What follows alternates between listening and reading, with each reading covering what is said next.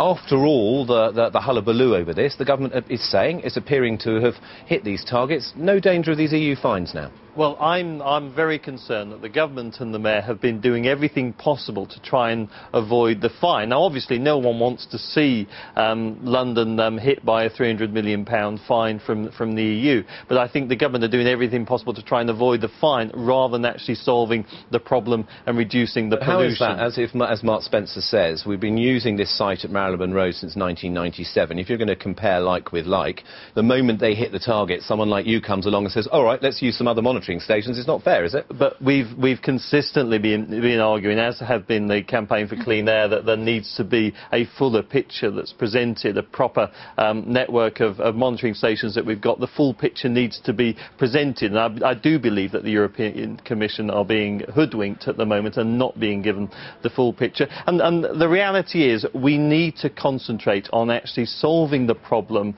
and reducing air pollution in the capital. We need things like a very low emission zone for central London with much cleaner emission standards. We need much cleaner buses and taxis, and we need real investment in that. And the mayor and the government have been dragging the feet for far too many years on Sarah this. Tether, because we meet the target according to central London and Marylebone Road, does that satisfy you? Are you happy? Tell your constituents now, you represent Neasden. I represent Neasden Lane. Lane. Air quality is fine, hits the standards in your constituency. To be frank, as the local MP, I'm not very interested in the EU target. I'm interested in what's happening on Neasden Lane. I've been campaigning on Neasden Lane ever since I was first elected. There's a huge problem with a particular depot on that lane that issues a lot of particulate dust, and it's very close to the North Circular Road. So you say not necessarily would be representative, it's a particularly bad area. Well, there's a particular problem. Wouldn't be representative. Well, there's a particular problem, but what I'm interested in is cleaning up that area, actually. I mean, the EU target, I'm sure, is a tremendously important technical debate, but right now, I'm worried about this. Well, then, but do you think it reflects, though, if an area like that, it's like semi-industrial, but on the outskirts of London, has got bad, poor air quality, there's not much point in recording it and using as the official measure one road, 1 point in Marylebone Road, is there? Well, I still want the government to take action, and I still want the council to take action, and I want the mayor to take more action. You know, I mean, the mayor has frankly done very little on this issue because he's not particularly interested in it. There's an awful lot more that could be done, for example, to deal with cross-London transport routes.